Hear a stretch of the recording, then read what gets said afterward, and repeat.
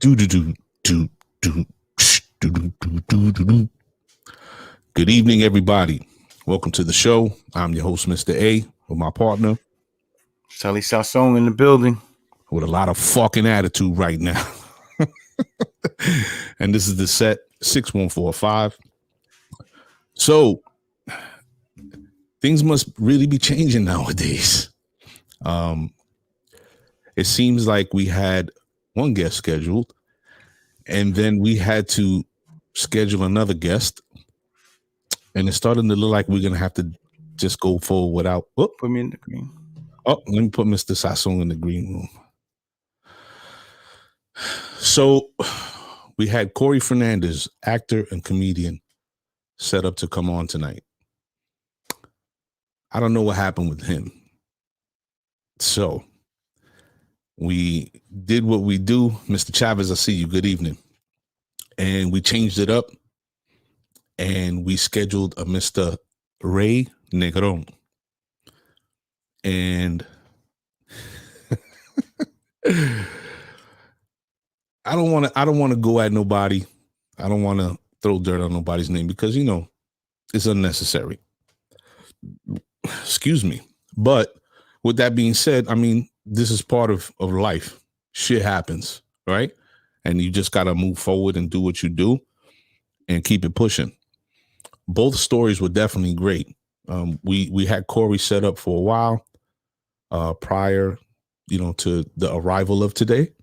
So we're all set to go. But now, something must have happened with him. So we switched it up, reached out, scheduled another gentleman who we were in talks with to have at a later date, excuse me, to bring him on tonight. And seems like, I don't know, maybe the weather's getting to everybody. It's 7 o'clock and the sun is still out. So, maybe, everybody's like, yo, we're going to be outside. New York is at 25% right now. So I don't know. So tonight we're just going to shoot from the hip. If Mr. Negron shows up, we'll have the conversation. If not, me and my partner are going to chop it up, try to, entertain you people and, keep doing what we do. There's a couple of things to talk about, of course. And one or two things I like to share with everybody directly. But if you're in the room, please just do me a favor and, just give us a shout so I know who's here tonight. Whew. Look at this. It's the worst. Yeah. Let me just hold up. Who? What? All right. My guy's sitting in the green room right now making moves. But yeah, we got some things lined up for everybody.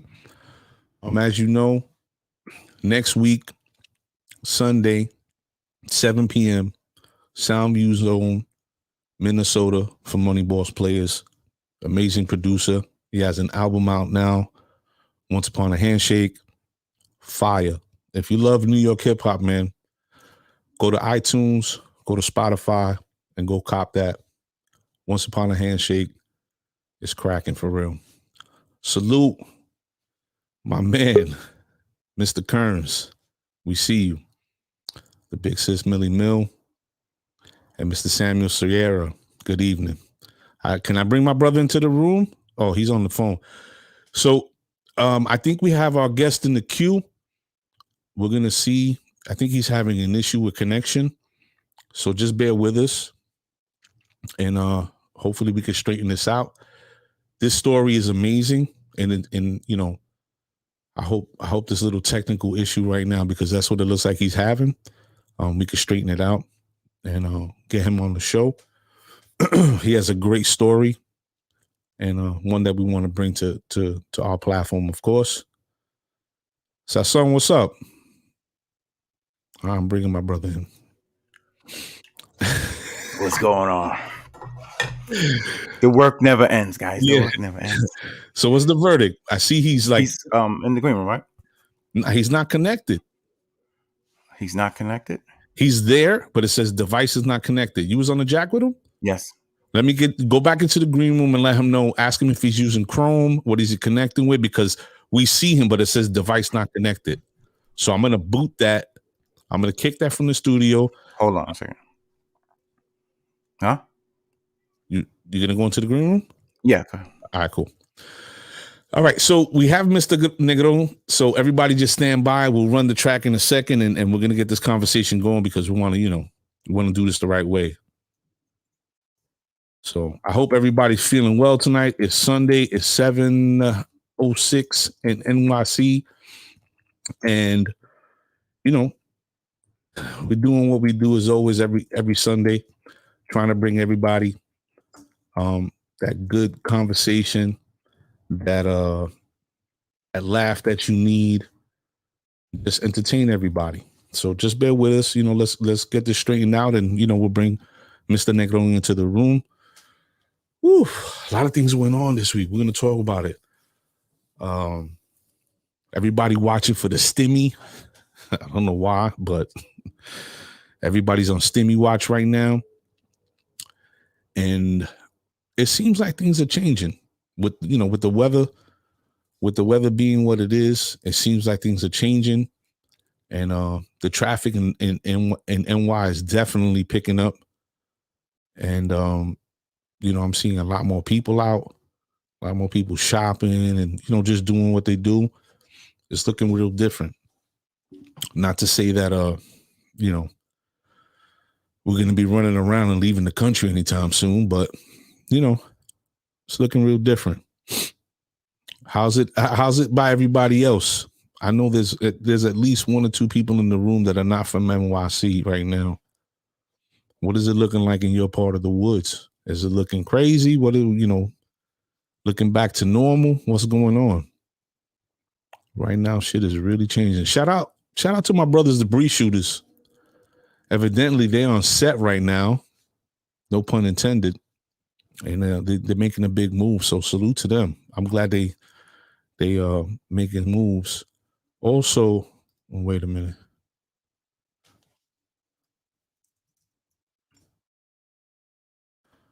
I want everybody to know that we're gonna be having random raffles. We're gonna do 4 over the next few weeks.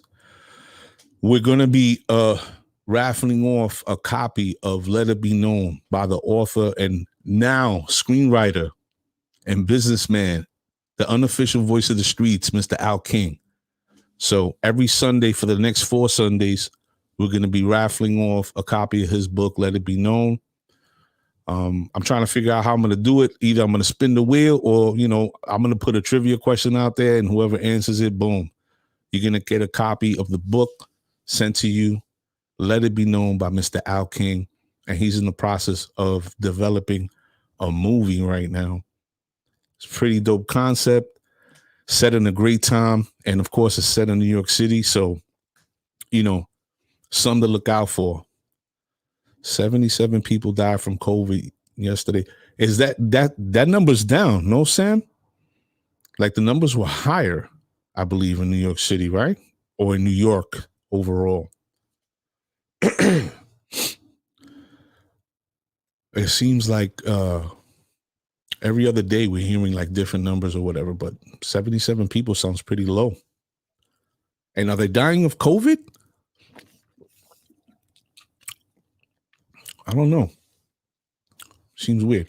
Oh, salute. Oh, okay. All right. It seems all right. Sel, I'm gonna bring you in. So, did we clear it? Yeah. He's in now. So, Mr. Negron could just sit tight. We're gonna bring you in properly. Everybody, thank you for staying with us. Cops are dropping. Oof. What's wow. Up? What I miss? I was just talking to everybody about how things are looking different in New York City right now. I'm seeing a lot more people in the city walking around doing regular stuff, and I was just asking how it was out by them. That Mr. Sierra said we had 77 people die from COVID in New York yesterday. That seems kind of low, right? If he's talking about New York State, right, or even New York City. How was everybody feeling today? I was out of it. Like that hour difference, just like to me, the day flew by, and then it was just like I was just done. Like I needed a nap. You know. Now me, the day was definitely dragging. Well, when you're working, that's what yeah, that's what happens. Let's run this track. Let's get into it, and then we'll bring in our guest, Mr. Rey Negron. I want to speak. I want to give his name the accent when I say it. All right, people, let's go.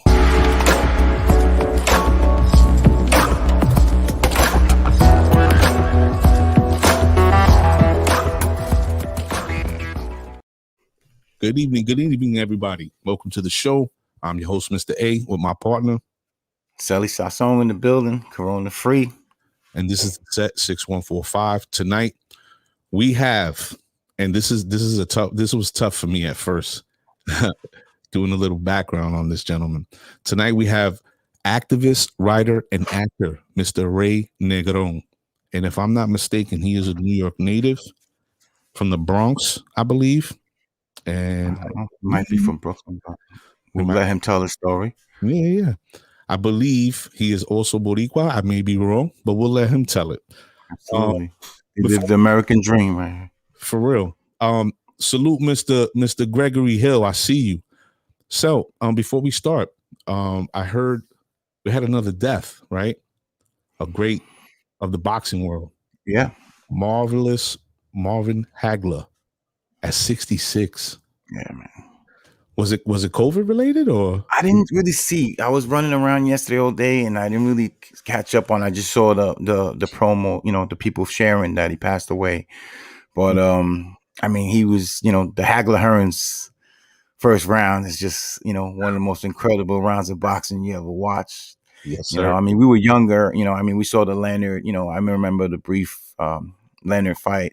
Mm-hmm. But I'm sure Mr. Negron has better history on that to share. But that Hagler Hearns was that was crazy. Very great. That you said it. That first round, they came off trying to just kill each other. 3 minutes of straight fire, for real. But he also had. Didn't he fight Sugar Ray as well? Sugar Ray like towards the end. I mean, he might have took some. He might have took a pay cut or something, to tank job, but we ain't gonna bring that up. Rest in peace, Mr. Hagler. Yeah, rest in peace to him, man. He was an amazing fighter. So everybody's on Stimmy Watch right now, which is kind of retarded if you ask me. But yeah, things are looking real different in New York City, I guess, with the change of weather and people have been locked up for long enough and trying to take care of themselves. So on another note, I got some good news about my brother. He went in. He got his trach done, and he's starting to come out of his being induced. Yeah, he's slowly coming out of it, so he's making great progress. So I'm happy to report that, and thank you everybody for the well wishes and everybody that sent me that good energy. So salute to my big sister Debbie. She's been playing the role forever. Yeah. So thank you so much. So the praise coming from. Yeah, for real. So tonight we are going to speak to an amazing gentleman. I hope everybody is focused and pays attention and just shoot your questions inside the chat, and we'll try to get to them for you. So tonight we're gonna, as I said, we're gonna welcome activist, writer, and actor, Mr. Rey Negron. Let's bring him in. Hello, gentlemen. How are you? Good. How you doing, Mr. Negron? How you doing, Mr. Negron? Well, it's a pleasure. Thank you for having me on your show. Oh, of course. Absolutely. We're excited actually to speak to you. There's so much there, so much history too. So reading up on you, I came to find out a lot, and I was like thoroughly surprised by all the work that you have. When you Google somebody and you see these credits, it's like, oof, you've done a lot of things. I understand. Could you tell the audience how this journey started for you so they can get a background and understanding of who you are? Well, you know what? The journey actually started with my mother. Okay. And that's where, when you talk about heroes in life, You know, mothers do not get the credit that they deserve, especially with the fact that right now it's Women's Month. It's the month of the women who are, especially women who have done great things in life. And that doesn't mean that you have to run for president or vice president.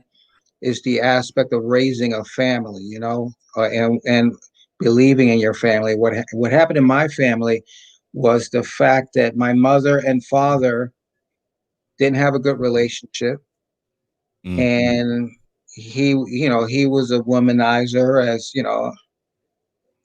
he did his thing. Let me put it to you that way. We know And those types. and he got caught. Oh, And he got caught, and in essence, she wasn't taking it. And so he beat her up so bad one day that he thought he had killed her. And he dragged her body into a closet and left her there for dead. And at that point, at this time, you can fly out of this country without, you can go from New York. I'm sorry, you can go That's all from right. New York that's fine. to That's good. you can go from New York to Cuba just by going to Idlewild Airport, which is today Kennedy Airport. All right. Wow. And that's what he did. When he thought he had killed her, he grabbed me right away and went right to the airport and flew to Cuba. Wow. When he got to Cuba, he called back to the States to see what the scenario was. Okay. Because in his mind, he said he was going to live the rest of his life in Cuba, up in the hills, and never to be found. Are you Cuban? Is that your nationality? I'm Cuban through my father and Puerto Rican through my mother. Okay. Okay, and black through my overall culture or where I come from. You understand what I'm saying? We'll get into that in a little bit. But so when he got to Cuba, my father, by the way, was in the Air Force. He was an Air Force police. Wow. Okay, so when he got there and he called the States, they said she's alive, etc., etc., etc. She's not going to press charges. She wants her son back. Okay, but he didn't do that. He left me in Cuba to fly back to Kentucky to get back on base on time so that he wouldn't be AWOL. You understand? That's what he was thinking about. Right. So it took my mother 6 months to get me out of Cuba. You know what I'm saying? And the incredible thing about my mom is that my mother, all 4'11" of her, but she was a fighter like you wouldn't believe. And at that time, we were so poor that it literally took her the 6 months to get the money that she needed for 2 airfares to go to Cuba and then to get me and then bring me back. And at that time, they were taking me from family member to family member. That's how for 6 months, that's how I was living. All of a sudden, they'd have me for a week, then they take me to somebody else. They have me for 2 weeks, and they take me to somebody else. And so anyway, that's how it was that she went there. She got me back. She came back to America, and she lived her life. And she married a man.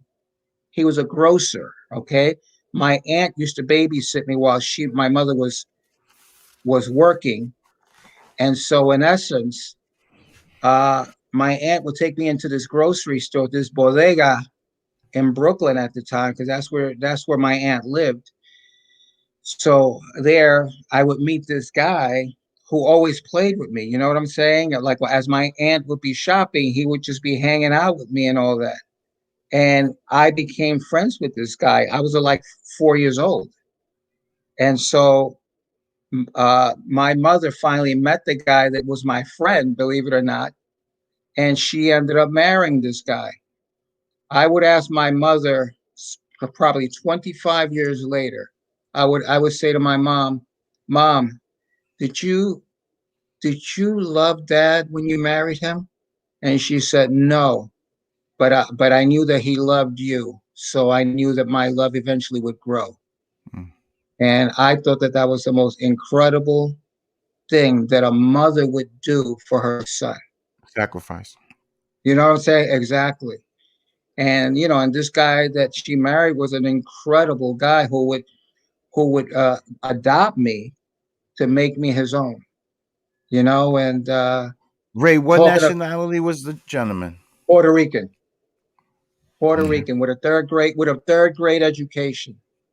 You know what I'm saying? But you know, I mean, he busted his butt, man, to make it. What do you call it? And now let me say this: moving forward in my house, there were 7 boys. You hear what I'm saying? Seven? Because yeah, because my aunt and uncle lived with us, so they had 6 kids plus my mother's one. There was 7 of us, and we were raised as brothers. Wow. And we were out in the streets, and we were running hard, if you can imagine what I'm saying, Yeah. you know. The And, Negron gang. you know, I was really more the follower of them because they The were older? tougher than I was in that respect from the standpoint of the streets. You Mm. know what I'm saying? But I loved Mhm. the streets. I loved every concept of it, especially in the 70s when the Bronx was burning. I loved running hard. And one day we were doing graffiti on one of the walls at Yankee Stadium.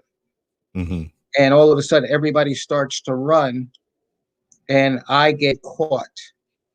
And I'm put in a holding cell.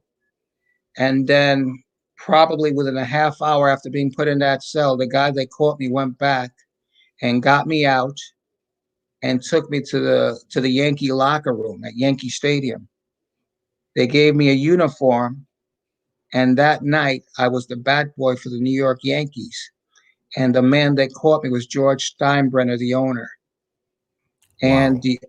the reason that he did it was because the guy that was with him said, "Why do you want to help him? There's nothing that you can do for these people."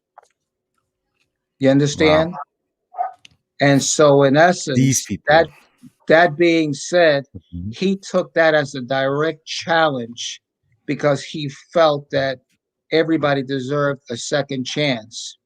And this guy literally in front of me would be saying, they're no good. These people are no good. These people don't deserve anything, and blah blah blah. To the point where George Steinbrenner said to the guy, "Shut the f up. Do you understand that I own this team, not you, you mother effer?"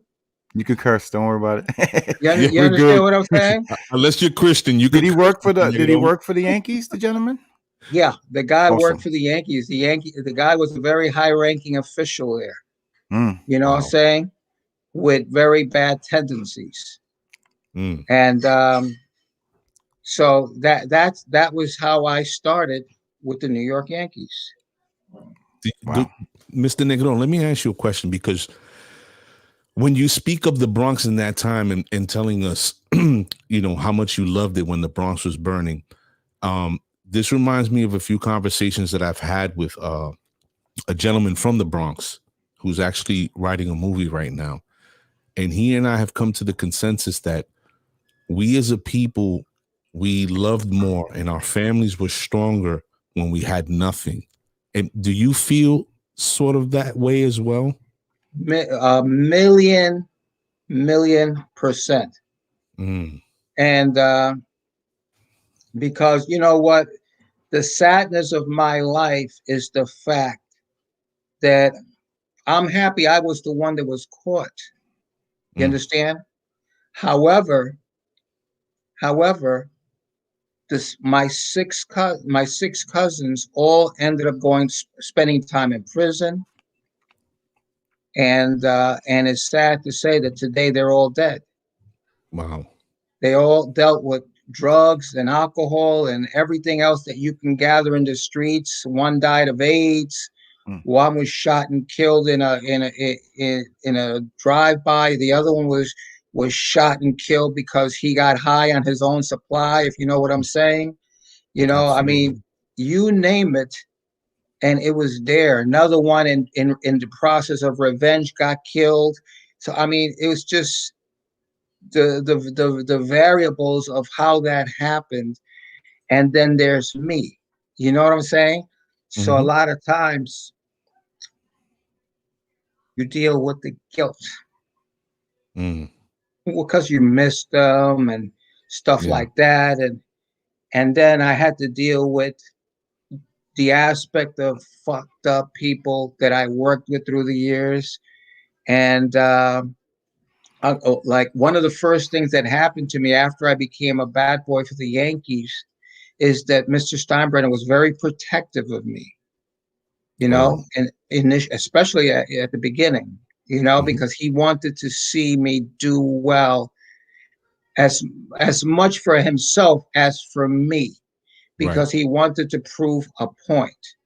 And the one thing that he said to me after that first night is, I'm gonna help you. I'm gonna help you with all my power, but don't fuck me. You understand what I'm saying? How old are you at that point? 16, 15?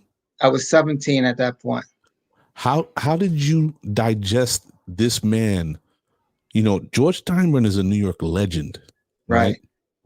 And were you able to grasp who he was? Did you know who he was? No, at the beginning I didn't know. You understand? I mean, I knew the name. I didn't know him. So, when everything is happening as quickly as it was like, oh shit, that's George Steinbrenner. Because the equipment manager, after they gave me my uniform and Steinbrenner said, put him to work and la, la, la. And then he left. And then the equipment manager, a guy by the name of Pete Sheehy, he says, you know who that was, right? And I said, he works here. You know what I'm saying? And he says, that's George Steinbrenner, the man that just brought the Yankees. Wow. And it was, so that was like, it was a big deal. And so what would happen, it was initially, it was such a dream of what was going on, but one time in particular, and let me just say this, I was a pretty good baseball player. Okay. You understand what I'm saying? I could play. Cuban Rican, you should be able to play. So that's in the blood. Yeah. The factor was that the players had me take batting practice with them, and I would, I would practice with the team every day, and so I was having the time of my life. And the guy that was screaming at Steinbrenner initially about don't help him, they can't help these people, he just got more enraged over what was happening. And one time when George Steinbrenner had left town to do business out of town in Cleveland, I was out in the outfield shagging fly balls, and all of a sudden that guy walks right on the field during batting practice, goes right to me, grabs my arm, and says, "Come with me." And he walks me off the field. I mean, embarrassed. You're talking about embarrassed? I mean, because I'm looking at the fans looking at me, I'm looking at the players looking at me. And he took me into the visitors' locker room where they keep all the shoes in the back. And he goes, a part of your job is to shine the shoes. And I hear you people shine shoes pretty good here. So shine the shoes. Wow. You know what I'm saying? And it was like, I was like shaking. You understand? Because I never had anything like that happen from the standpoint of pure, unadulterated racism per se. Right. You understand? Because we were always with our own people, and we just didn't see that like that in New York, if you know what I mean. Yeah. Not in the Bronx, not in Brooklyn. It wasn't like that. Plus, it wasn't. It just wasn't like that. And all of a sudden, one of the coaches followed us there, and he said, "Give me the kid." He screamed at him, "Give me the kid." And he went and he grabbed my arm. And the guy says, "What are you doing with him? I'm the boss here." So you're not the boss here. George Steinbrenner is the boss here. And I know what he wanted with the kid. And he's coming back with us. And he pulled me out of there. And so when Steinbrenner got back, the coach was a guy by the name of Elston Howard, okay, who happened to have been the first black Yankee, you know?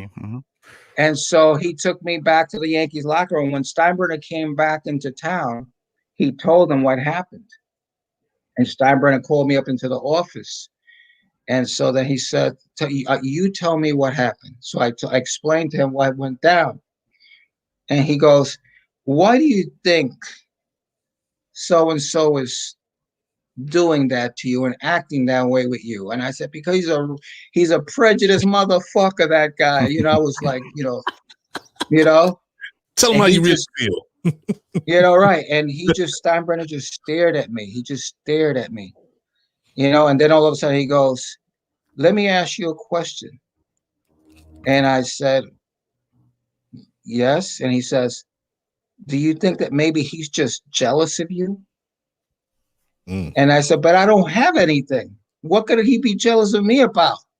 And then he said, yeah, but you know what? Essentially speaking, you have me. Yeah. And so maybe he's just jealous of that. And he says, I want you to learn something about life, young man. He said, right now you're still too young, but in time you're going to learn that there is a real fine line between prejudice and jealousy. And you're going to have to learn about that. Know how to And navigate. it was a very, very valuable lesson because I did learn about that. I was going to ask you, Ray, did George ever tell you about, like, listen, but you just hit that topic. So, well, let me put it to you this way. I'm going to put it to you this way. At that time, the three most important men in my life at that point, because I was at a real point of between going here and there, whether was I going to accept the life that I was going to have with the Yankees, or was I going to understand that was real? Because I was scared that this was not real, that this was just not going to last, because Momentary. that guy was saying to me, that dude was saying to me, oh, don't worry, you'll be out of here soon. This will all end soon. You know what I'm saying? Right. Mm-hmm. And at one point, the Yankee manager, Billy Martin, who I loved with a passion. And I said to him one day in the process of being upset about things, I said, I wish I was born white. Why couldn't I have been born white? You know what I'm saying? Mm-hmm. And he grabbed me by the collar, you know what I'm saying, and shook me. He shook me. And as he shook me, all of a sudden Steinbrenner walks into his office. What the hell's going on? Half the story. And Billy told him what had happened. And Billy, in essence, they started talking back and forth.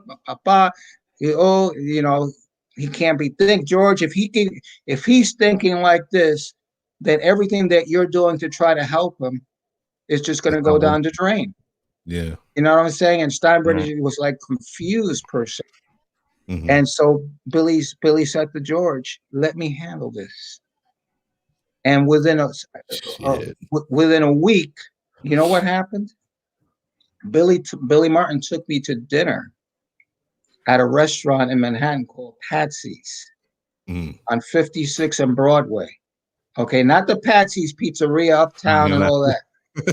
The restaurant. They don't make pizza at Patsy's and 56 and Broadway. Mm-hmm.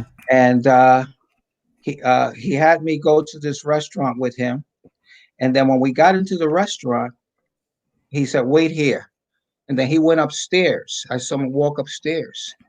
And so then, like within like 10 minutes, this man comes down. He was the owner. His name is Joe, the owner of the restaurant.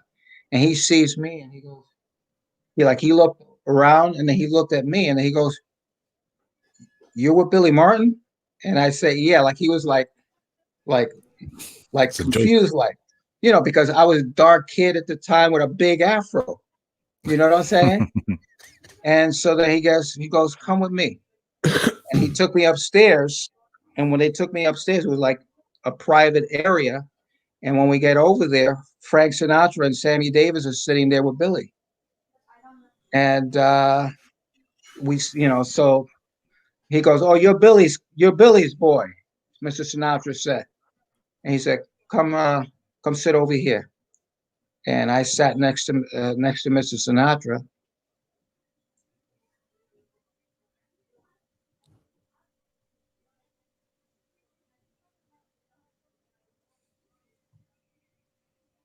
This is drumming up a lot of good good and beautiful emotion from you. I could see. Anyway, Do a reset, Mr. A. Just give him a so minute. I Just sit do a next to reset. Mr. Sinatra, and so he says, "You're Billy's boy," and you know that hit me because of how I felt about Billy Martin. Mm. And Sammy comes over, and in Spanish, he says, Ray, baby. mi mamá, mi abuela es puertorriqueña." Mm-hmm. You know what I'm saying? Mi abuela es puertorriqueña. And he said in a very clear Spanish, Mm. not Mm-hmm. no broken up BS. He Right. came right out, and I was like shocked. Number one, Sammy, and number two, the way he said it and all that. And Mr. Sinatra was telling me incredible stories. One of which he was telling me about how in the 40s he had a situation with Sammy where Sammy had said the same thing as me about the fact that he wished he didn't have to be black and deal with all the BS and prejudice and everything else. You know, and Sammy told me how mad he said that he was shocked that he said he was shocked that Frank didn't punch him in the face and whatever, because that's how he screamed at him and he was like crazed at him, and Mr. Sinatra just said the aspect. He said, "Do you understand the contributions that people of color have made in America? Do you understand that I wouldn't be doing what I do, that I wouldn't have the rhythm and the soul that I do, that I have without that?" And I found that to be so compelling, so beautiful. You know what I'm saying? Of course. You're And a young man. as You they're don't know these speaking, things. I'm looking at Billy Martin, because you know what? He never said a word, but he was just happy that he knew I was taking it in, and he felt a transformation happening that night. You know what I'm saying? He saw something good was really, that there was a method to his madness in this meeting, you know? You know what's And crazy, Ray? I remember hearing, rumors and stories about they say, the Ken Griffey Jr. thing with Billy Martin and all this stuff, but your story's totally opposite, Mm-hmm. right? Different man, So different okay, yeah, time. that we're hearing the truth about him. listen, let me say this to you, okay? So, because I know I can talk about this, Mm-hmm. because in my heart and in my soul, when as a Latino, you guys Latin, Yes, sir. Boricua. okay? Boricua. Remember that I was born in 1955, okay? And so I saw the 60s vividly, Yes, you did. vividly, Yeah. okay? And The I truth. remember when James Brown did the song "Say It Loud," "I'm Black and I'm Proud." And I remember the Latinos on Williamsburg and in the Bronx, okay? And the South Bronx, and I remember the Latinos saying, "Say it loud, I'm black and I'm proud," doing it. And I'm saying, what the hell are they talking about? What's Spanish? You know what I'm saying?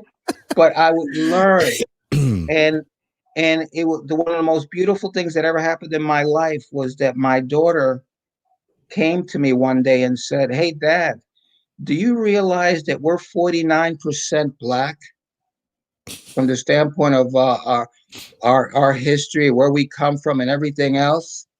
And I said, 49%? And I said, that number sounds too high. And then we left it at that. And then for Christmas that year, she brought me that kit. 23 and Me, You know, the DNA test. the Yes, DNA that's true. test, yeah. Yeah. And when I took it, there it was, Wow. 49%. Wow. You understand? And so it was the essence of, like, on the Yankees, we used to have a second baseman by the name of Sandy Alomar. You know the name? Oh yeah. Wow. Okay. and Yeah. Sandy, who was like one of the first guys to really teach me about the birds and the bees, especially when we were on the road, and if you know what I mean. So anyway, Sandy was the first person to say to me, Ray, you got to remember that in life, we as Latinos, all Latinos, we are a mixed race. The Puerto Rican culture is a mixed race. Okay. And so we can't ever like knock this black mother, this or this, because we all have that in us. I Mm-hmm. mean, we are a rainbow coalition. Yes, sir. You know what I'm saying? It is what it is. Mm-hmm. And so, and that makes the Latin race as good as any, because we have all, and there's no reason for us to be prejudiced of anybody. You understand what I'm Yeah. saying? Period. Completely. It's amazing to hear somebody born in your time frame to learn of these lessons and come to this understanding in this point in time the way that you do. It's amazing to hear it, because we were born in the 70s, the early 70s, right? Mm-hmm. So we grew up in the 80s during the crack era and Right. everything that was bad in New York. Right. But in the era that you grew up in, there was so much changing in New York City, Exactly. in Brooklyn, especially in the Bronx. But Right. even more so, you were a part of history that is tied to this city.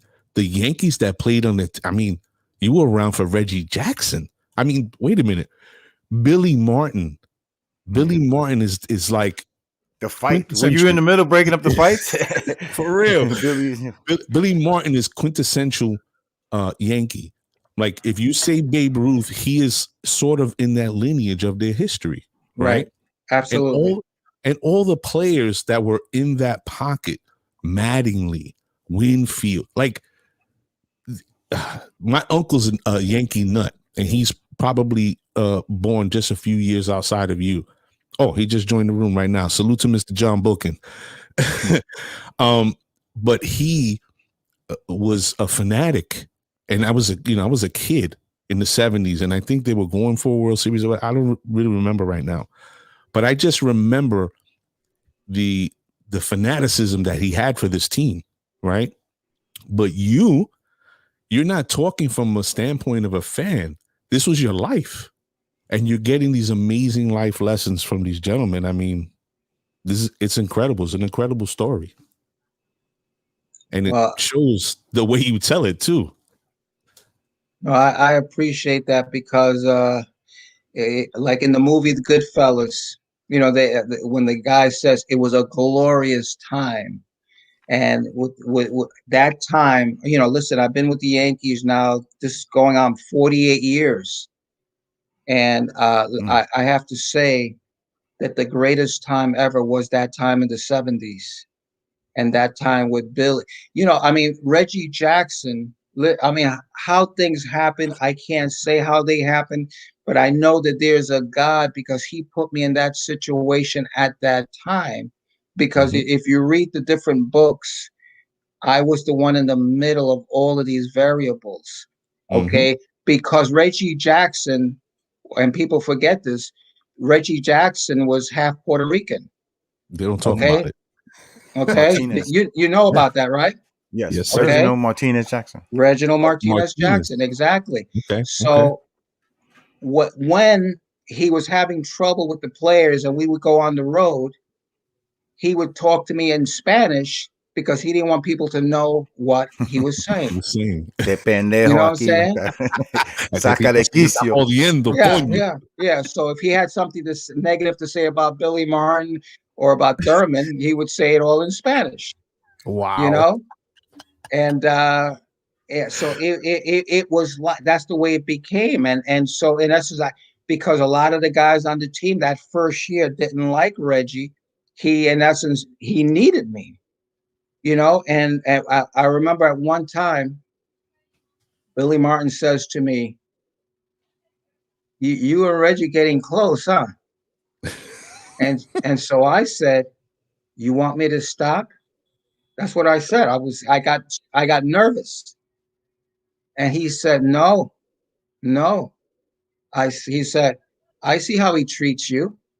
He said, if I ever find out that you unfriend him because of me, then you're a chicken shit motherfucker. And I don't want that shit around me. I said, Yeah. you treat a person the way they treat you. He Yes, says, sir. and this man, he says, has been nothing but good to you. So I expect for you to be the same way with him all the time. What you guys have, keep it going. And he said, and besides, it's good for the team. It's good for the team because he's comfortable, which means he's going to play better. I hate the motherfucker, but I got to do what's right for the team. Yeah, he got to be happy. That's what Billy would say. You know what I'm saying? Right. I gotta ask, Mr. Negro, with all due respect, and if I missed it, I'm sorry. Who was the asshole? We need to know. Is he still alive? If he's still alive, then that's probably why he's holding on. Muerto, no importa entonces. Yeah, no, you know what? When I wrote my book, my memoir, Yankee Miracles, I changed the guy's name. Really? Why? Because, like, again, Billy Martin would say to me, if you have nothing good to say about anyone, I don't want you to say anything. And I would say, but Billy, you always drop the bomb on people all the time. And I said, he says, yeah, but that's alcohol talking. See what I'm saying? I always used to think he was in the dugout, like tipping him back a little bit. Drunk mind, sober tongue. Yeah, for real. Know? But, so I would never, ever give the guy's name. You know why? Because he has the man has family. Yeah, today he has grandkids, etc. I don't want those grandkids to know that their grandfather was a piece of shit. You understand what I'm saying? Because it wouldn't be fair. Because those kids are saying, "Oh, my grandfather used to work for the Yankees." Yeah, you know what I'm saying. So they're proud of that. So I want them to keep that. Yeah, and with different people to different people, like who I am to you, and I might be the dick. I'm a dickhead in somebody's story, but in your story, wow, ladies and gentlemen, if you're just joining, I'm your host, Mr. A, with my partner, Sally Sassong, in the building, and tonight we are speaking to the colorful, the exuberant, the well-spoken, I don't even know what words to put out there for him. Mr. Ray Negron, the activist, writer, and actor. And he's telling us stories that are just making me feel like I'm 5 years old again, thinking about what the Yankees were like back then, remembering what Billy used to lose his cool and run out of the dugout and charge those umpires, start kicking dirt on people, and how much him and Madeline I'm used thinking to about being in my aunt's house and then playing Loteria and the Yankees going crazy in the World Series. Yeah. I mean, wow. I can remember watching this team on a black and white TV that was probably about 10 inches. Right. That's how far back we're talking. Yeah, right. But 10, 12-inch TV, of course. Yeah, man. With a hanger. With a hanger. Or alicate, if you yeah, exactly. Oh, man. So in doing a little research, Mr. Negron, I come to find that you're in like 6 movies or 5, and you're working on one now called The Call, which you play a broadcaster. I have done like probably over a dozen films. Okay.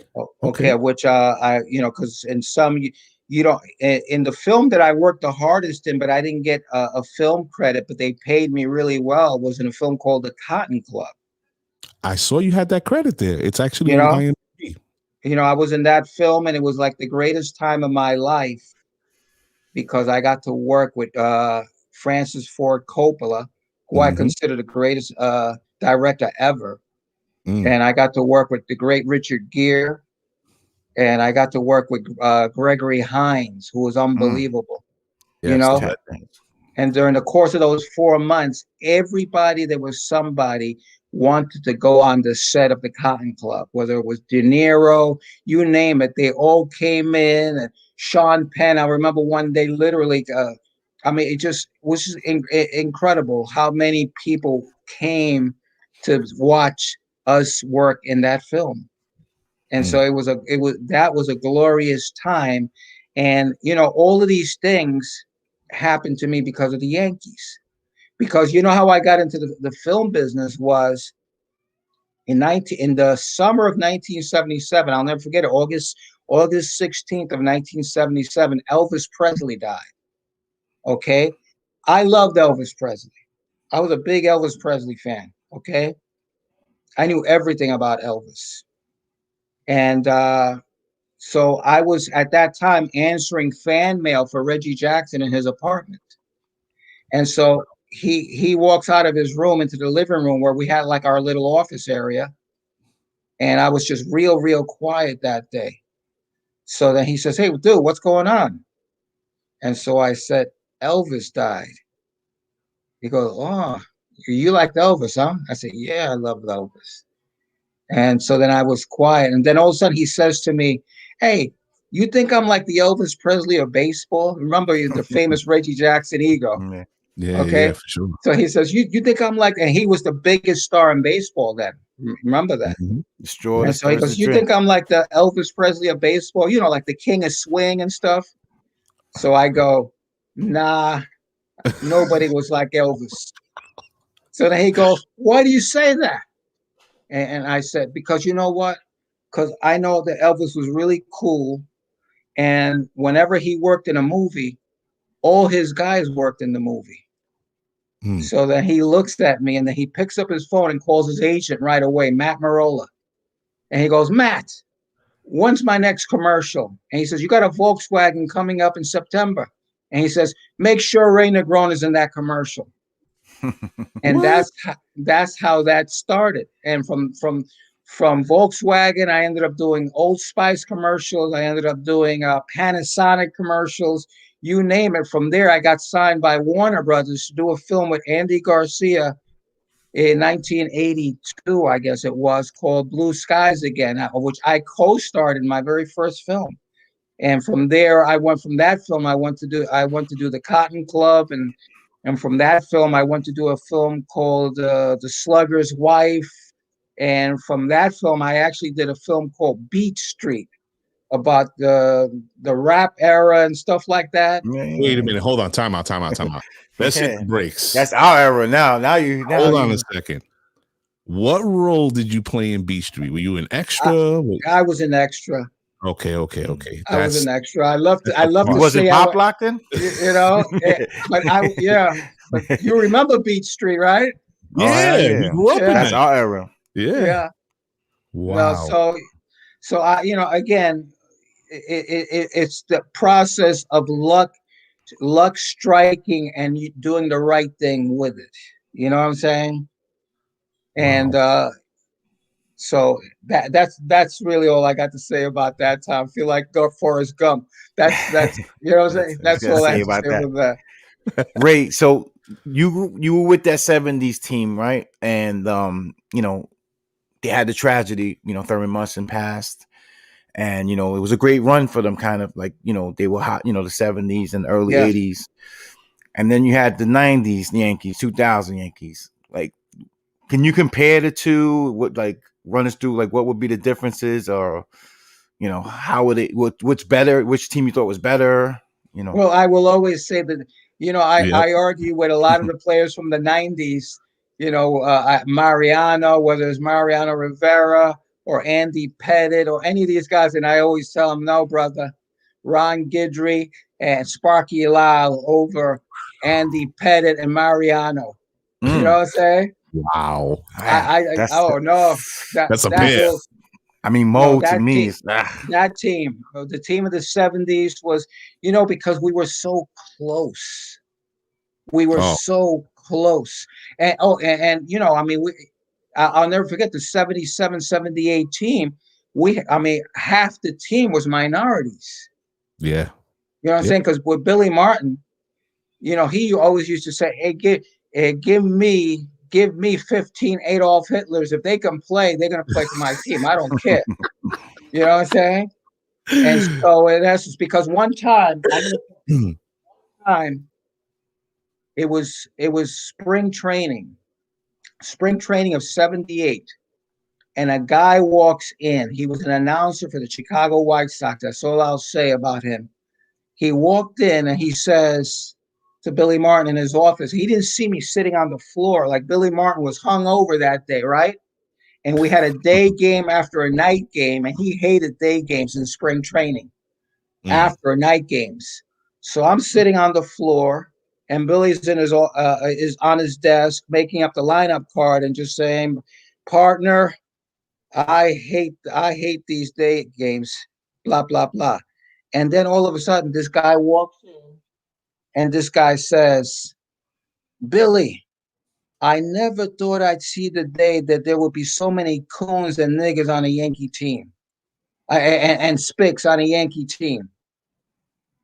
And Billy like looked at me, because there I'm sitting on the floor and I have an afro out to here. If you look at the pictures and stuff, you see, I mean, I represented well, you know, and so Billy looked at him and says, "You know what?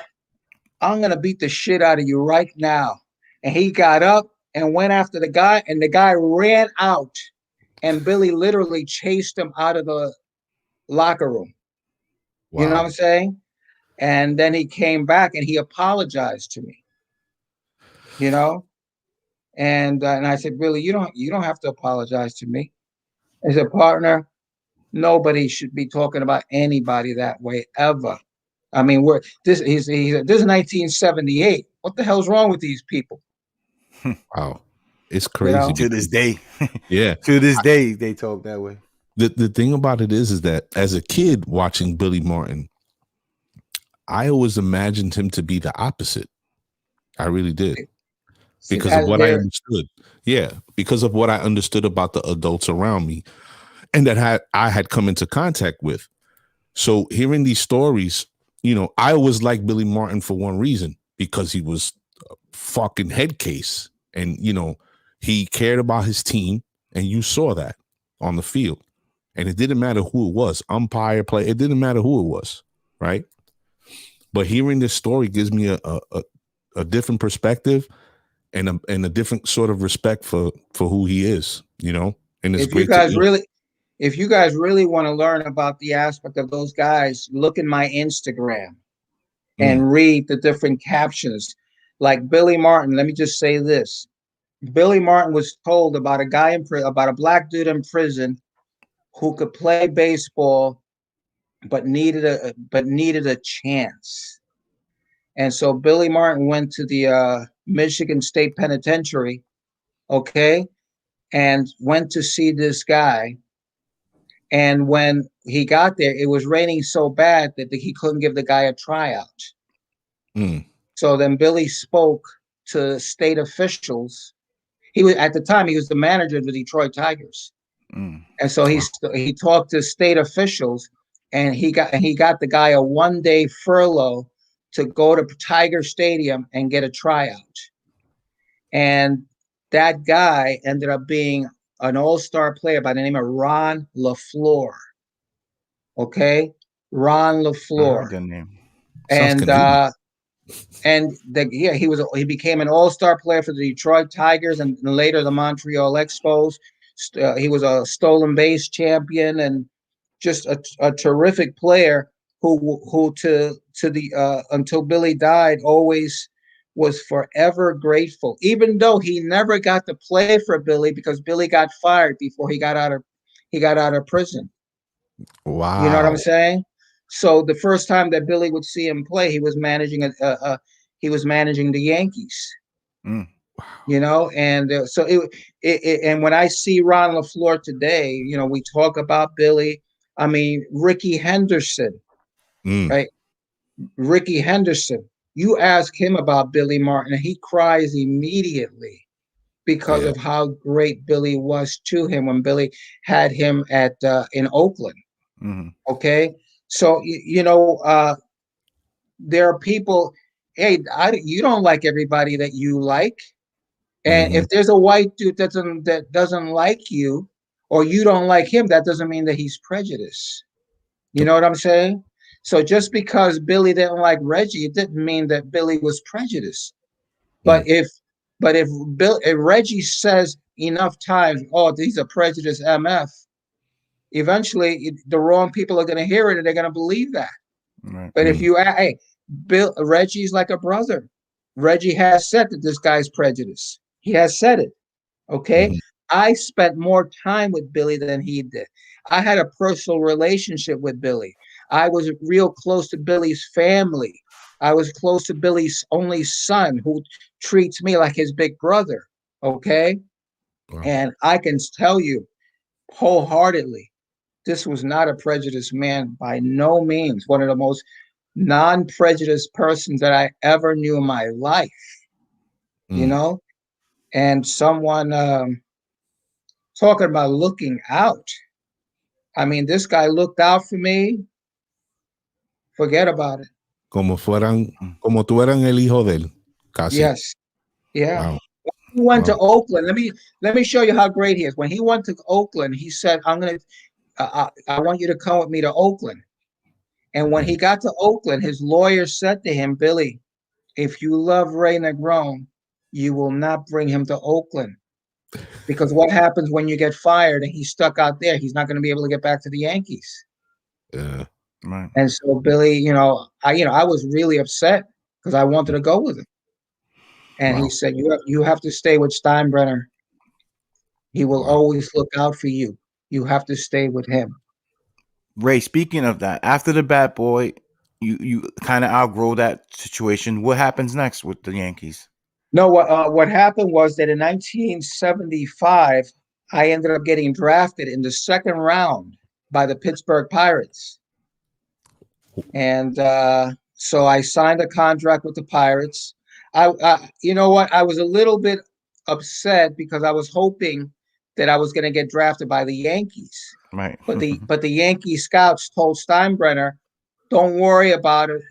We don't have to draft him right away. We can get him like in the 10th round or something." You know what I'm saying? Oh, And man. and everybody got shocked, including me, when the Pittsburgh Pirates took me in the second round. You know what Wow. I'm saying? I thought there was another Ray Necron someplace. You understand? So the only reason that I was sad because I know how badly Steinbrenner, to Steinbrenner, it would have been like incredible that he had drafted me and I went to play for the Yankees. Oh yeah. Because his dream at that time was, hey, he'll someday be my shortstop. You know what I'm saying? Mm-hmm. That was your position, shortstop? Yeah, I was a shortstop. Wow. And so in essence, that spring training in 1975, before the minor league, I had to report to minor league camp for the Pirates. I went to spring training with the Yankees and trained with them for a couple of weeks. And then the plan was that when the Pirates came in to play the Yankees, I would go back to Bradenton with the Pirates. You see what I'm saying? Right. So I got there. I trained for 2 weeks. And then the Pirates came in I'll never forget, it was a Sunday. They came in and they introduced me to the manager and to the GM over there and all that. They brought Willie Stargell over and the guy, they had a young guy over there. This guy was from Brooklyn, and we had signed by the same scout, and the guy's name was Willie Randolph. Okay. And so they would bring Willie over and they say, "Willie, this is Ray Negron. He's a shortstop. Dutch Deutsch signed him also. He was our second round pick for us, blah, blah, blah. So maybe someday you guys will be a double play combination." You know what I'm saying? It was cute. It was cute. And when I left for camp, to get to Pirate City, it was like, very historic because as soon as I walked into the place, you see a gigantic portrait of who? Clemente. Exactly. Hell You know, yeah. and so you see that, and you see the history, and then Manny Sanguin is there, and he's telling you about Roberto and who he was, and you know, all the people that he played with were all there, you know, and Mm. so it was, you know, it was beautiful, and it And was. that a few years later was the We Are Family team, right? That's right. Mhm. That's right. Exactly. Because in the minor league camp, I was with Dave Parker. I was with Tony Armas, Miguel Delaunay. I mean, all these great. The players they had in the minor leagues was as good as the players that they had in the big leagues. You know, it was unbelievable, and it was intimidating as hell because they called them the big lumber, whatever they call dealing with. You know, I mean, they were a hitting machine. Mm. You know, and then dude, I was like 5'11" and 150 pounds. You know what I'm saying? With all these, you know, Yeah. They got you So- listed Big at hitters. 5'9". you know, right? It's Wow. unbelievable, but that's what happened. And when I proved to America that I couldn't hit professional pitching, I 236. was back with the Yankees again. Oh my But it was God. a nice experience. You know what I'm saying? Absolutely. Oh It was yeah. just the aspect of what I lived. And again, it told me that there is a God, and I was supposed to go through these experiences. I was Mhm. supposed to deal with all of these things. I was supposed to meet these people, etc. Wow. That must have been a super amazing moment, you know, going through all these changes, surrounded by all these legends and coming into contact. I mean, even the whole Pittsburgh thing as well, you know, you brought it back around for me, realizing that, you know, somebody who was beloved to our island played for that team. Mhm. And he was beloved to that team as well. The Pirates were actually the first all black Yeah. First all black team, exactly. field. And the beautiful thing about that, guys, Mhm. is that of that all black team, of that whole black team, right? It was 9 guys, right? Mhm. Mhm. 5 of the 9 were Latino American. Yeah. Mhm. Okay, Yep. 5 of the 9 were Latins. Yes. But if you saw them, you really couldn't tell. No, because that's the color. Because Yeah. you know, it bothers me like crazy when you see some tar skin Latin guys, and they say, hey, you're black, right? Oh no, I'm Latin. I'm Latino. I'm not I'm black. Dominicano. You I'm know what not I'm black. saying? No, brother. What's that skin say? Yes, sir. You know what I'm saying? You may speak Spanish, but you're also black. Yeah. You know? See, I'm glad that you're again. Sal, sorry to cut you No off. problem. Yeah. I'm glad that you're bringing it up because we definitely we've talked about that on the show quite a bit, and it's a shame that people, you know, don't realize or they'll hide from it when it's obvious and it's evident when you look out into your family. You know, you can look at let's say your grandmother. She may have and I mention this all the time. She may have pelo quieto. Maybe your grandfather has it. Maybe your dad has it, and we turn away from that, and it's a shame, Exactly. you know, because it's part of our lineage, you know, and especially Hey. when we're dealing with somebody like Clemente. Clemente, you see, just looking at him, se parece un prieto, un moreno.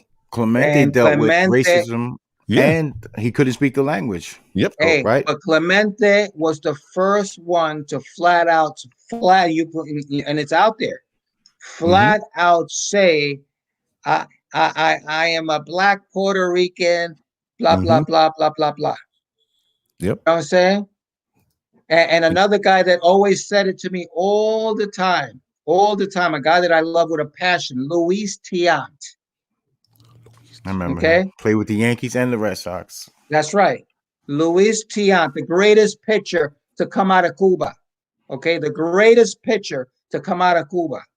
Okay? He's got all the numbers, should be in the Hall of Fame. You know what I'm saying? Because his numbers are comparable to a catfish hunter. Look at the numbers. They're Oh man. comparable to Catfish. He should be in the Hall of Fame, and he's not. Why is But it? Is it something personal that happened off the field, or I, I don't know because he was right, so beloved. right? He was beloved. So it's just hey, listen, Thurman Munson is not in the Hall of Fame. He's supposed to Ouch. be in the Hall of Fame. Right. Supposed to be. You look at his numbers. He's supposed to be in the Hall of Fame. So it's hard to figure these things out. It's hard to figure out the politics and all this kind of stuff. Yeah, well, you got writers voting these people in that never played the game and stuff like that. It's a whole nother rabbit hole you're going down. Over there. It's a whole nother show. Yeah. They should It's a whole definitely. nother. They should definitely, in my opinion, they should definitely make that a players' vote as opposed to writers. I agree. Players Because know they know the game. Yeah, They know the that's game. the peers. And as much as you might hate a guy from another team, you will respect his play. There's no doubt about that. So when you're speaking of, like, even with Pete Rose, like, come on, that guy doesn't belong in the Hall of Fame. It's time to get real. Yeah, his numbers are incredible. Just incredible. Like, they're just, it's Pete Rose. You know what I mean? But that's a shame. They really need to change that. And who knows? Maybe sometime in the near future they will. Writers don't deserve to be making that call. I mean, I sort of understand it to a degree. It's 50-50. You know what I'm saying? Yeah. The players should have I'll even accept that. Yeah, they should. They definitely should have a say. But shifting gears now. Let's fast forward. Now you started programs sort of to outreach to children. Am I understanding that correctly? Is that something that you do in your present work? It started with when I had decided that I wanted to write children's books. Okay. And so my very first book that I did was a book called, hey, T, what was my first book? The Boy of Steel. Okay. And a funny thing happened on the way to the publisher. Everybody was laughing at me. Oh, yeah, Ray Negron's going to write a book, blah, blah, blah. He can't even spell. You know what I'm saying? And what happened? The book became a national bestseller. Okay, it was published out of HarperCollins. And not only was it a national bestseller, but it was also made into an animated film, which starred Richard Gere, Chaz Palminteri, Danny Aiello, Louis Guzman, Cyndi Lauper. You name it, those stars were in it, and they did it for me because they didn't get paid. You know what I'm saying? They each got a donation, like $1,500 for their charity. That's what we did. Wow. Because as you can imagine, I don't have no money, but I had an idea to do an animated film, and someone thought that it would do well, and it got tremendous reviews. The reviews on it were great. It's called Henry and Me. Henry and Me. Okay. That's the story, because the story is about a little boy with cancer. And what had happened was, on one of my first for years, I've gone on hospital visits. This is something that I used to do with George Steinbrenner, and I did with Billy, and I did with Reggie at different times, to visit kids at hospitals. And so I wanted to do a book about a hospital visit. So I did a book with a present-day Yankee at the time, Robinson Cano. Oh, wow. And so, because what had happened was, I took him to his first hospital visit, right? And it was me, him, and like 4 other Yankees. It was 5 Yankees all together. And we were going from room to room. So all of a sudden, after we finished all the rooms and we got to the lobby, they say, hey, where's Robinson? And we couldn't find him. So I went looking for him. And when I found him in one of the rooms, I went and I heard the 2 people talking. And it was Robinson talking to this little boy who had cancer. I didn't go in. I just stayed at the doorway, and I just listened to this. And I listened to them. And I listened to the talk. And I listened to how beautiful it was. And I listened to Robinson's sincerity in being nice to the little boy. And at that point, I said to myself, man, this deserves to be a book. And that night I wrote the book. And then a lady by the name of that major publisher. What was her name? T, what's the name of the publisher for HarperCollins? T to the rescue. For real. Judith Reagan. Judith Reagan. Okay. Yeah. So if you know anything about Judith Reagan, she was one of the most powerful publishers at the time. She's the one that did that book on O.J. Simpson. What if I did it? What if I did it? Wow. You know, she did this other. I mean, she's done some major books, especially books of boom, ass kicking. You know what I'm saying? Mm-hmm. So she called me into her office one day and she says, Ray, hey, listen, I'll give you $1 million if you would do a book on George Steinbrenner and the Yankees. He said, but the book I want to in this book I want to know about fucking and sucking, and so I said, I can't do that book. Are you crazy? All right, $1.5 million. I can't do that book. And she's like, what do you call it? I said, look, right now, I'm not ready to do that book. I'm not ready to leave the Yankees. You know? You do that, you better be ready to leave. So then she says to me, so what do you have for me? So I said, I have a children's book. And she started laughing hysterical. She said, Ray, do you understand the kind of books that I do? And I said, look, I'm just letting you know what I have. She says, leave your manuscript with me. You know what I'm saying? And when you decide you want to do that book, we'll sit down. So I left. By the time I got home, there was a phone call from her. She wanted to do the children's book because she read the manuscript and it was literally that good. She wasn't giving $1.5 million for that one though, right? No, unfortunately. Hey, what did we get for the Boy of Steel? You know what I'm saying? That's crazy. No, it was very minute, but a funny thing happened. The book was the number 2 children's book that year. Wow. You know what I'm saying? We were number 1 for weeks. And that's the same year that Gloria Estefan did her children's book. Okay. So we were going like tick for tack, you know? And so naturally I want to beat Gloria Estefan. Come on, you know what I'm saying? Yeah, of course. Fellow Cuban too, right? Yeah, I was going to say that. Fellow Cubano. You know? So then they have in the book industry like the Academy Awards of books. Mm-hmm. So I was up against her, and I don't remember who else for International Book of the Year. Wow! So I didn't even go to the event because my ego was such that I didn't want to be embarrassed. What do I say? This and that. So I didn't even go. How about that? Stupid, right? And you won. And what happens? I get the call from the place. Ray, you won! You won! Look, you know that? Hit him with the Where is it? Here we go. Hold on, Ray. Hey, I got the trophy, baby. That's all that matters. Yeah, and which in essence, it enabled for us to be able to get the movie deal. You know? I need to speak to T. Why she didn't make you go? That's what I want. Why didn't? Porque no empujaste? Porque no mandaron? Like, go over and get your trophy. You're gonna win. Killing me.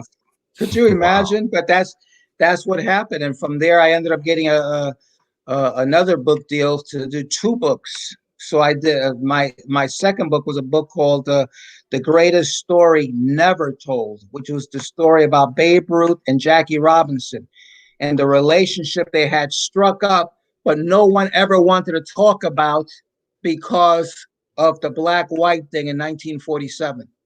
Hold on a second. Hold that thought for a second, Ray. I have to salute my son, Mr. Elijah Alphanis.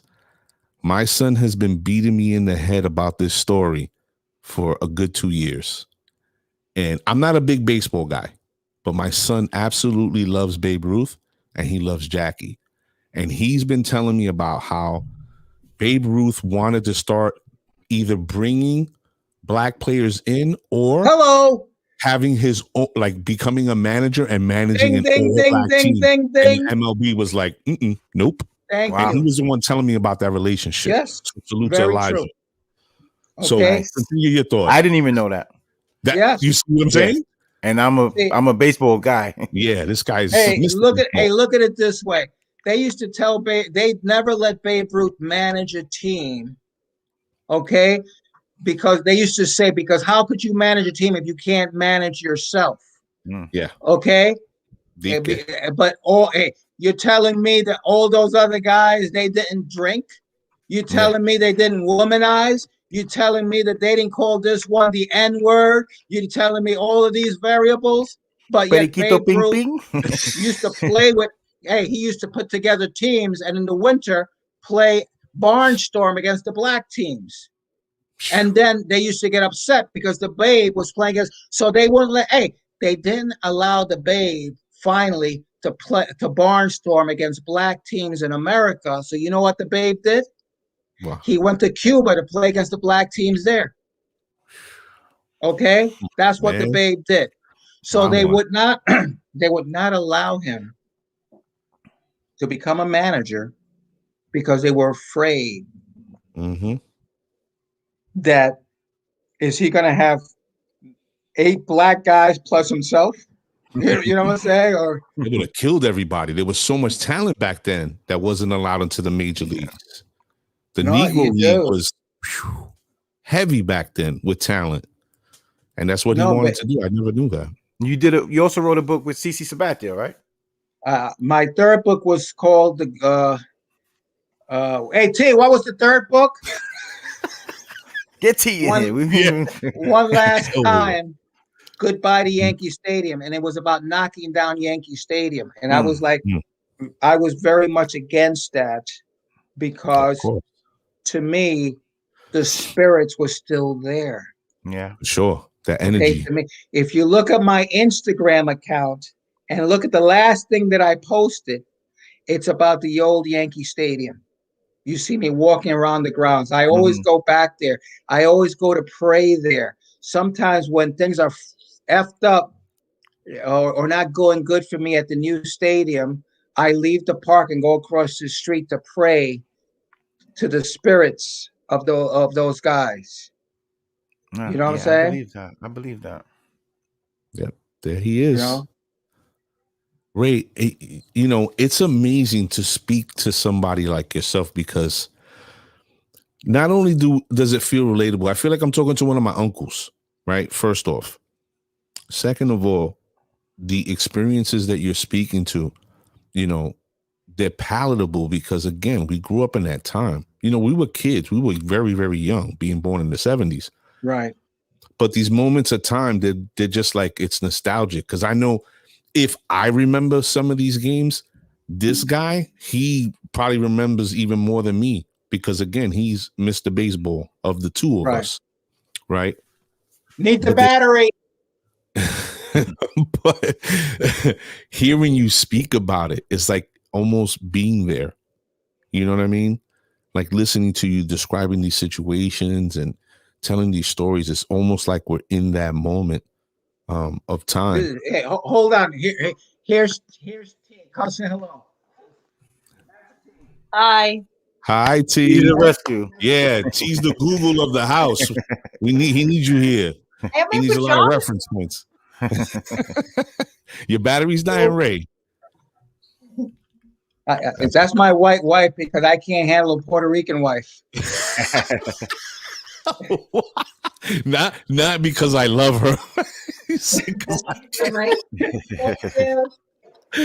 Wow. At least I'm honest. The thoughts and expressions are all part of Ray Negron. Yeah. Nothing to do with the set. The opinions expressed by Mr. Negron tonight are that of his own. Oh my God. I love this. The honesty, everything that he's bringing is just amazing. So right now, are you presently filming, or are you going, because of COVID, are you going to start, are you resuming filming for this role? I actually shot a film during the whole COVID period with my courageous actors, Okay. Because number one, I wanted, too many actors out there that are, it's like batting practice. You need to be in front of the camera and working, and doing it. So I wrote a quick script, and I got some of my actor friends that, hey, I ain't got no money, but if we want to, like kids, if we want to go out and do this movie, let's go and do it. And we actually did it, and it's in the editing process now. So I'm hoping it'll eventually come out, because again, with this situation, everything has been, even my editors and my post-production is all everybody out of the goodness of their heart. If we sell it to Netflix or whoever, then we all partner up. So it's all or nothing. You know what I'm saying? If you ever need a couple of ragtag extras, fake coaches that play, good. We work for free. You're actually a good friend of mine, a good friend of the show. You were on his podcast, Mr. Eddie Mata. That's it. Our boy Eddie Mata. Yes, Eddie Mata. Yes. Eddie was in my play. Yes. Oh, really? Oh, that's right. That's right. He was telling us about that. Yeah, he was Thurman Munson in my play. Yes, he played Thurman Munson. Now that I got you here, Ray, is he as good as an actor as he makes himself out to be? Eddie's a very good actor. You know what I'm saying? Yeah, he is. He is a very good actor. He just has to slow down a little bit. You know what I mean? Yeah. Oh, I know exactly what you mean. Trust me. He's a good actor, but he just gets a little anxious, a little overzealous. He's a pre-ejaculator. Okay. That's my guy. He knows I'm Eddie's in the business. Eddie's a good guy. He's a ball buster, but definitely a good guy. Salute to Eddie Mata out there in the West Coast. Right. So what do you think if we come out of this COVID thing, right? What are you looking forward to doing? What are your future plans and hopes that you'd like to come to fruition? And I'm going to be honest with you. Please. I'm nervous. Why? Because I don't know what to expect. Things that we used to do before, we may not be able to do again. Or, things that we were used to, things that we took for granted.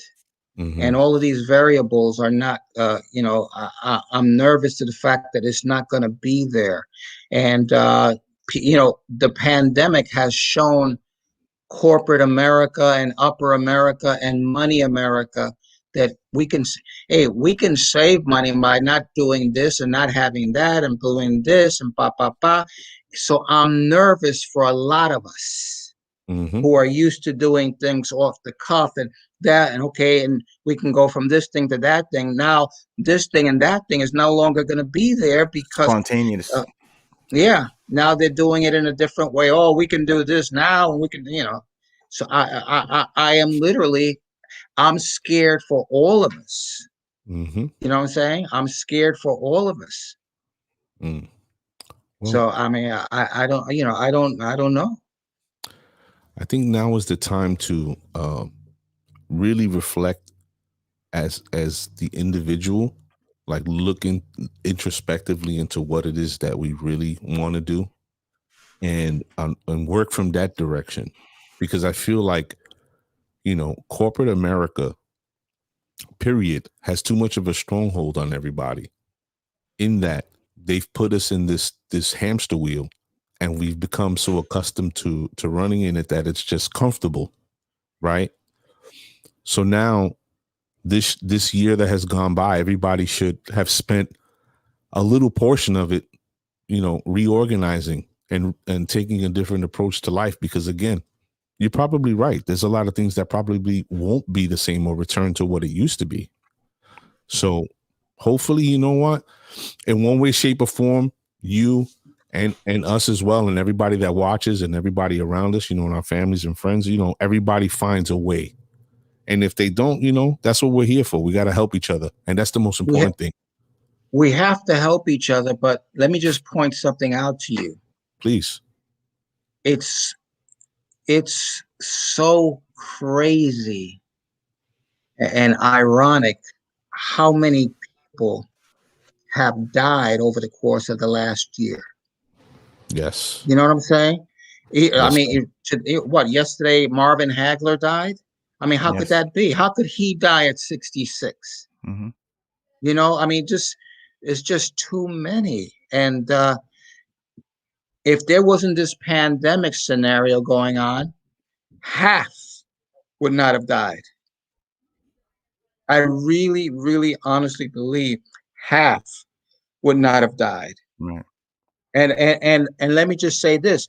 And then another half died because it's like felt they felt that they had nothing to live for, or that they didn't have to fight as hard as they would have under this in a different circumstance. You know what I'm saying? And even though some people do see the light at the end of the tunnel, unfortunately, there's too many that don't see the light at the end of the tunnel. And that I'm scared for them. I see the light. I see the light, and I'm gonna fight like crazy. But if I said that I wasn't afraid for me, I would be lying to you. But I am afraid for me, because I say that, number one, I don't have George Steinbrenner there, you know, and one of his sons died last year. There was a big Negron advocate, you know. Hank Steinbrenner died last year, you know. So I mean, these are the variables that okay, if I wasn't with the Yankees, oh my God, because my brand is the Yankees. It's like I said to a guy the other day, hey, if I ever lost my job with the Yankees, the guy that runs another major league team, I said, if I ever lost my job with the Yankees, would you help me by hiring me over in your organization? And the guy said to me, of course I would. However, you got to remember that you've been with the Yankees so long, you're like the Y in NY. You know what I'm saying? And that was nice. And it was nice of him to say that, but you're still fearful, if you know what I mean. Mm-hmm. Because when Yeah, you're for sure. younger, like, hey, one time I left the Yankees because I thought I was going to be the next Clark Gable. I thought I was going to be the next, you understand? Right. Yeah. So I left the Yankees after I did my very first movie. I said to Steinbrenner, listen, I'm going to Hollywood because I want to go do more movies there. He started laughing at me, you know what I'm saying? And I said, boss, why are you laughing at me? And he said, no, I find that cute. He says, go ahead, do your best. Do your little dream. Yeah, go live your dream. I'll be here. You know what I'm saying? And so I did, but I start one day when me and my roommate out in LA, when we found ourselves climbing a lemon tree to pick lemons to make lemonade because we couldn't afford. You understand what I'm saying? Yeah. And Ray, speaking of why J-Lo and A-Rod broke up? Come on, you got to give us the scoop. You got to be in there with A-Rod. Hello, sorry. Do I have to tell you? Yep. You don't know. Exclusive. Dímelo, papi. Dímelo. You don't know. No sé. Okay, well, I don't know either. Typical. We want the bochinche. Yeah, for real, right? Mm-hmm. Yeah. Wow. I find that sad because I like Alex Rodriguez very much. Do you? Why do I like Alex Rodriguez? A lot of people don't like Alex. A lot of people do not like Alex. I don't. Okay? I like Alex for one reason and one reason only. And that is one day I was walking into Yankee Stadium, and then I kept on seeing this group of kids out there every day. You know what I'm saying? And so one day I went up to them. I said, man, why don't you guys join some league and play? Oh, we can't afford to, and this and that, blah, blah, blah. So I found out how much would it take to put these kids in a league, right? And I went to this very prominent Yankee that you all know and love. And I said, hey, could you give me some money to help these kids out? And he said, what do you want? I said, give me 10 grand. That way I can get them in a league, get them uniforms, get them everything that they need, with etc. They would have the team in there. Okay, the insurance. You understand? There's a lot, you know.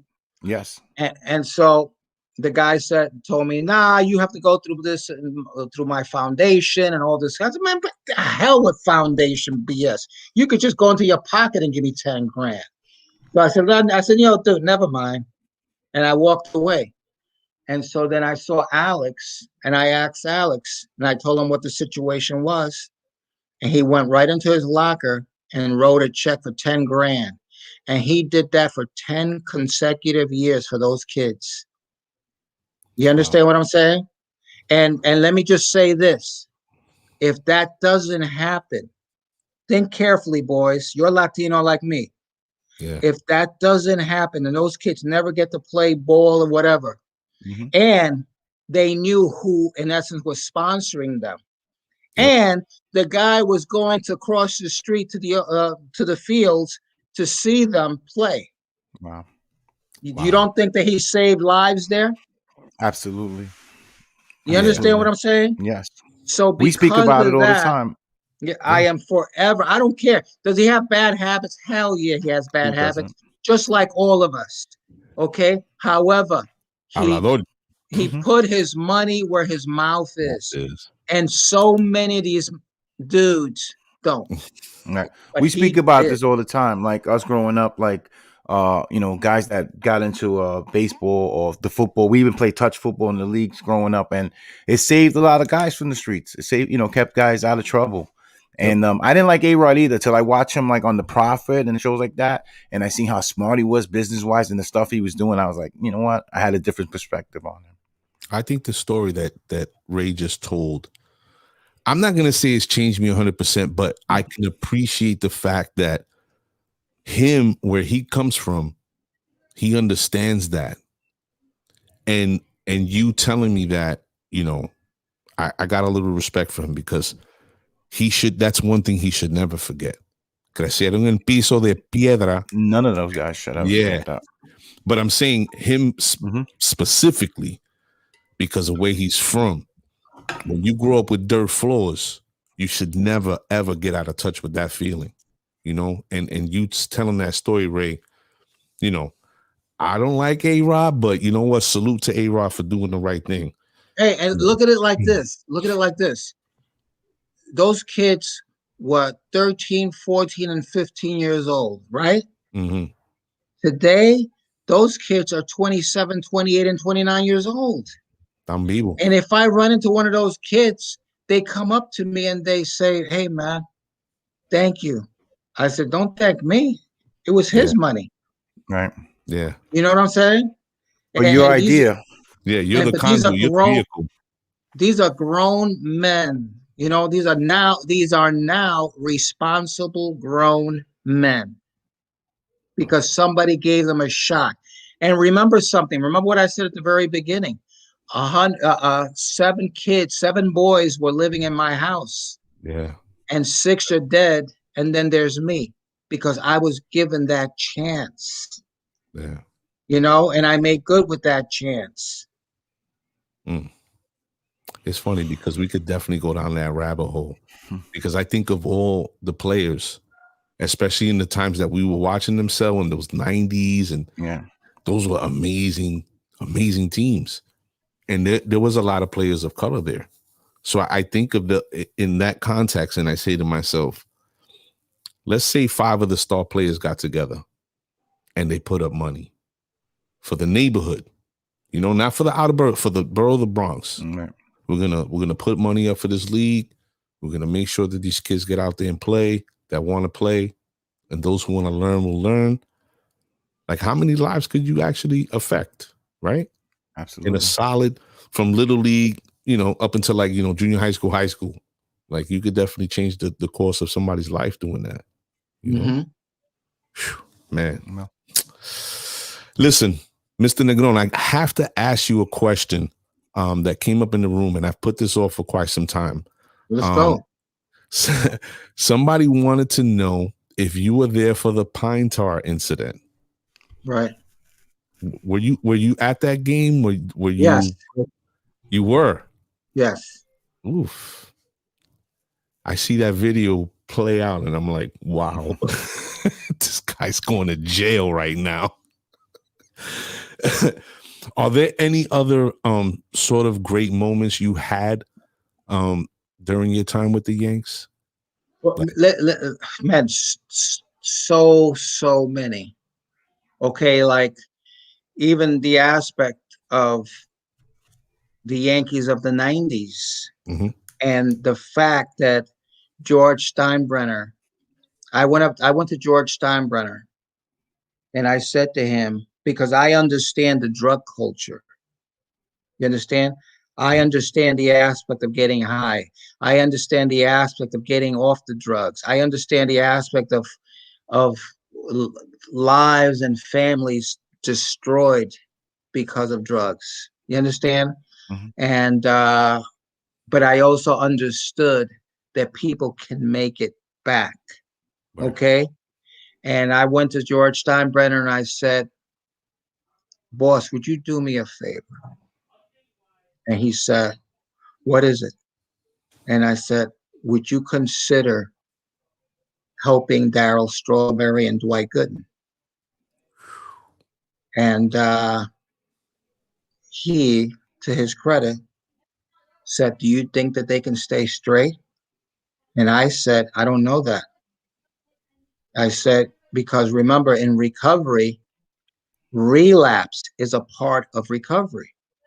You understand?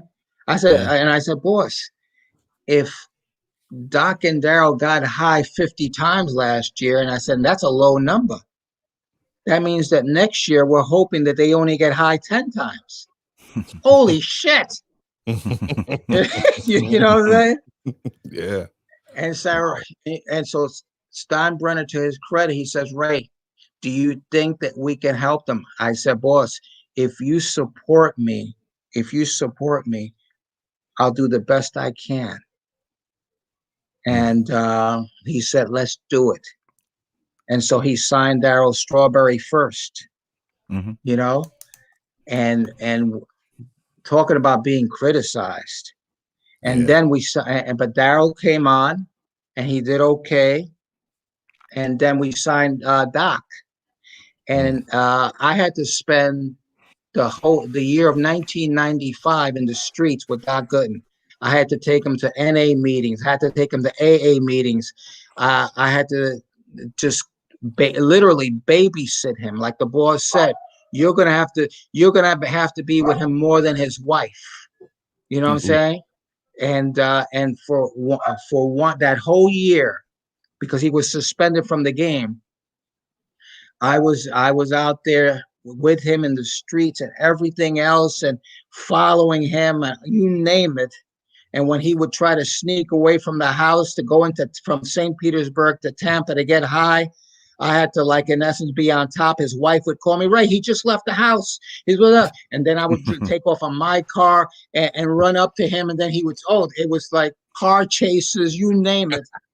That's literally just going to 7-Eleven. Yeah, exactly. He told you, huh? You know? It's crazy, dude, it was literally like that, and we stayed doing that up until the commissioner let him come back in. But everybody criticized George Steinbrenner, criticized him, and he took it. He dealt with it, and he brought him back. And remember, Dwight Gooden pitched a no-hitter in 1996 when he brought him back, and it was like beautiful. And just Steinbrenner was just beautiful, the whole aspect of it, you know. He supported these guys like you wouldn't believe. He believed in them, and let me just say this: he knew when to turn his head when he in essence thought, oh, this guy may have gotten high last night. Ray, did he get high last night? And I said, boss, you don't need to know these things. You know what I'm saying? Yeah. And I don't need to even, but you can imagine what we had to go through in order to get him back. It's like crazy. Pookies. Be calling me. You know? What's crazy is the other beautiful thing was We go to visit with James Brown. Ugh. I took Doc Gooden to visit James Brown, right? A friend of mine was friends with him, etc. And James Brown actually used to play baseball. He was a pitcher. Okay, Really? when he was young. So naturally, he wanted to meet the great Dwight Gooden and this and that. It was some beautiful countering back and forth, etc., what have you. But through that, I became very friendly with James Brown. And James Brown, I would have some nice, some great talks with him, and he would tell me about his great relationship with Elvis Presley, which naturally I was like, as I Oh told you, I yeah. had a fascination with Yeah. Elvis. And the big reason why I loved Elvis so much, it wasn't at his skills as much as the fact that he had this incredible respect for Black people. Mm. You understand? And I don't want to hear any of that other stuff because James Brown cleared the air with me. James Brown said that Elvis Presley to him was like a brother. Okay. And the things that they had gone through, and the fact that they weren't, as close as they were, people like Jackie Robinson and Babe Ruth, it was just like the same thing. People kept it from coming out as far as how close they were. When Elvis Presley died, the first one there that didn't live in the house was James Brown. Okay. Really? The first one there was James Brown. And the one that cried the loudest was James Brown. They said that he wasn't crying, he was howling. Wow. Wow. Wow. That's deep. Well, Ray, man, we want to thank you for coming on, man. We truly appreciate it. I want to thank Steven Martinez. He said hello. Great man. Hey, yes. Great, that great family, man. they're just golden, that whole family. Shout out to the Martinez family. They're like nobody else. Mm-hmm.